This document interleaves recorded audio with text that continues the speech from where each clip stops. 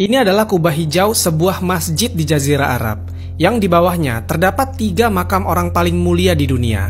Terdapat makam Sayyidina Abu Bakar, Sayyidina Umar, dan bahkan Rasulullah SAW.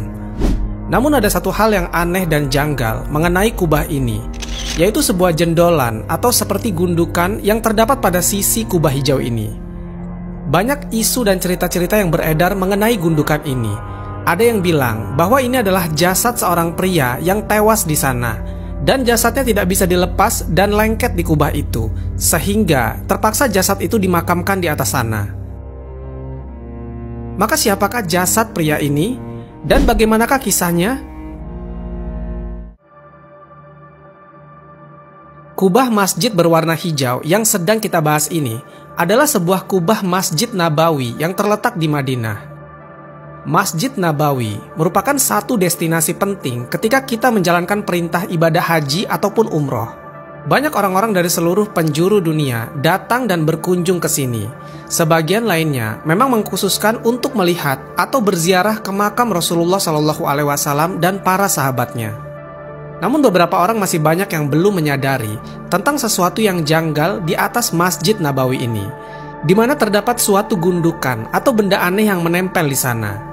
Dikisahkan berdasarkan penuturan Syekh Az-Zubaidi yang katanya seorang ahli sejarah Madinah yang menceritakan, jadi dahulu pernah ada seorang pria yang hendak menghancurkan Masjid Nabawi. Entah apa alasannya, pria ini memulai menghancurkannya dengan menaiki kubah dengan cara memanjatnya. Maka setelah si pria berada hampir di puncak kubah itu, tiba-tiba ada petir yang menyambar dan tepat mengenai tubuh pria itu.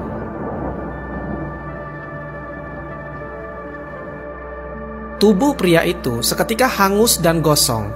Nah, karena gosong inilah, tubuhnya dikatakan lengket dengan kubah Masjid Nabawi, sehingga sulit dan bahkan tidak bisa dilepaskan dari atas sana. Maka dengan kondisi terpaksa, akhirnya jasad pria malang itu ditutupi oleh suatu benda dan dimakamkan di sana. Kemudian dicat dengan warna yang serupa dengan warna kubah tersebut. Hal ini dikatakan sengaja dibiarkan begitu saja, supaya kedepannya bisa menjadi pelajaran bahwa barang siapa yang mencoba mengganggu atau menghancurkan situs suci, maka konsekuensinya akan sama seperti apa yang dialami oleh pria yang tersambar petir itu.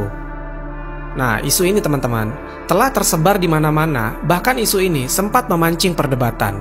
Banyak kanal-kanal media sosial yang menceritakan kisah ini tanpa adanya sumber atau bukti yang jelas. Dan bahkan ada beberapa artikel juga yang menceritakan kisah ini yang terkesan ambigu. Menurut beberapa sumber, kisah pria yang tersambar petir ini diperkirakan terjadi pada tahun 2006 silam. Dan anehnya, jika peristiwa itu terjadi pada era milenial, di mana di era itu teknologi sudah cukup mumpuni, mulai dari kabar digital dan media massa. Tapi berita tentang kisah ini tidak pernah viral pada tahun itu, bahkan pada masa sekarang. Karena sebagian besar kita yang tinggal di Indonesia tidak mengetahui tentang kisah orang yang tersambar petir di atas kubah Masjid Madinah, sehingga hal ini pun menimbulkan kerancuan. Maka benarkah kisah ini? Masjid Nabawi merupakan salah satu masjid yang mengandung sejarah penting bagi umat Islam. Awalnya, lokasi berdirinya masjid ini merupakan tempat penjemuran buah kurma milik 2 orang anak yatim bersaudara, yaitu Sal dan Suhail bin Amr, yang kemudian tanahnya dibeli oleh Rasulullah SAW. Kemudian di tanah ini, Rasulullah SAW membangun masjid dan rumahnya dengan tangannya sendiri, yang kemudian dibantu oleh para sahabat dan kaum muslimin lainnya. Pada pertama kali dibangun, masjid ini hanya berukuran 50 x 50 meter dengan tinggi atap sekitar 3,5 meter. Keempat sisi tembok masjid ini terbuat dari batu bata dan tanah, sementara atapnya terbuat dari pelepah daun kurma. Dan sebagian atap lainnya dibiarkan terbuka dengan tiang penopang yang terbuat dari batang pohon kurma. Kemudian dalam perkembangannya, Masjid Nabawi telah beberapa kali dilakukan renovasi dan perluasan bangunan. Tercatat renovasi dan perluasan telah dilakukan beberapa kali. Sebelumnya, Masjid Nabawi memiliki atap yang berbentuk datar. Namun, ketika masa Kesultanan Umayyah Al-Walid I, Masjid Nabawi dilakukan pemugaran dan pembuatan kubah. Pada awalnya, kubah ini bukan berwarna hijau, Lalu pada tahun 1837 Masehi, barulah kubah ini dicat dengan warna hijau, dengan tujuan agar mudah dikenali. Kemudian mendapat sebutan baru yaitu kubah hijau. Kubah ini juga bertujuan untuk menjadi penanda. Jika orang dari jauh melihat kubah hijau ini, itu tandanya makam Rasulullah SAW tepat berada di bawahnya.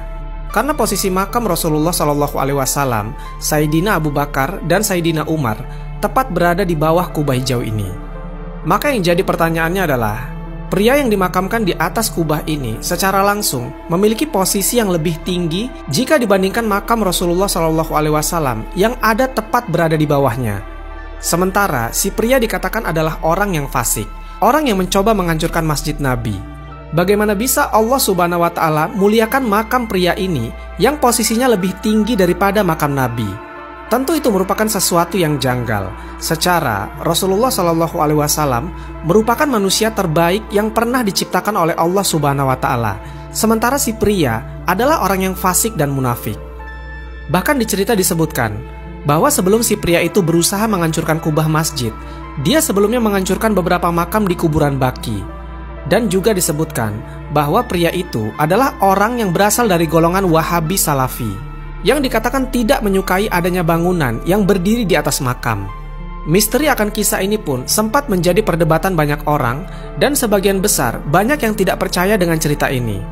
Demi meluruskan isu ini, PT Bin Laden, yang merupakan salah satu perusahaan yang bertanggung jawab mengelola kota Mekah dan Madinah, memberikan klarifikasinya di blog pribadi mereka. Mereka menjelaskan bahwa gundukan yang ada di kubah hijau itu bukan mayat, melainkan semacam jendela atau al-rosen, yang dulu fungsinya untuk membersihkan bagian dalam kubah. Namun saat ini jendela itu sudah ditutup dan tidak pernah dibuka atau dipakai lagi. Selain itu, pengelola Masjid Nabawi pun buka suara mengenai isu ini. Direktur Humas Masjid Nabawi, Abdul Wahid Al-Hettab mengatakan, isu yang berkembang mengenai gundukan di atas kubah itu tidak benar. Itu adalah cerita bohong. Jika ingin mengetahui secara detail soal Masjid Nabawi, silakan mengunjungi museum yang ada di salah satu sudut Masjid Nabawi. Sejarah hingga informasi apapun tentang masjid ini ada semua di sana. Jadi telah jelas bahwa gundukan di atas kubah masjid bukanlah mayat, itu hanya jendela. Maka siapakah yang menyebarkan isu ini dan apa tujuannya? Beberapa blog yang berisi artikel tentang kisah ini bersumber dari blog-blog orang Syiah. Iya, kebanyakan orang-orang Syiah lah yang menyebarkan cerita bohong ini. Dan bahkan, mereka menceritakan kisah palsu ini di majelis-majelis komunitas mereka. Dengan tujuan, karena orang-orang Syiah kesal dengan pemerintah Arab Saudi. Sebab dahulu, pemerintah Arab pernah menghancurkan bangunan-bangunan keagamaan yang ada di wilayah pekuburan Baqi. Jadi seperti monumen atau tempat-tempat ibadah yang ada di sekitaran pekuburan itu dihancurkan dengan alasan untuk menegakkan tauhid dan memberantas syirik dan bid'ah. Karena dikhawatirkan dengan adanya bangunan atau monumen-monumen di sekitaran pekuburan, orang-orang akan berdoa kepada kuburan atau bahkan melaksanakan sholat menghadap kuburan. Karena hal itu sangat dilarang dalam Islam. Nabi SAW bersabda, "Bumi seluruhnya adalah masjid, tempat untuk sholat, kecuali kuburan dan kamar mandi." Hadis riwayat Ahmad. Ibnu Hajar Al-Asqalani juga mengatakan, pada intinya, kuburan bukanlah tempat untuk beribadah. Karena hal inilah, orang-orang Syiah menyebarkan kisah ini demi berusaha menjatuhkan Islam. Bagaimana menurut kalian?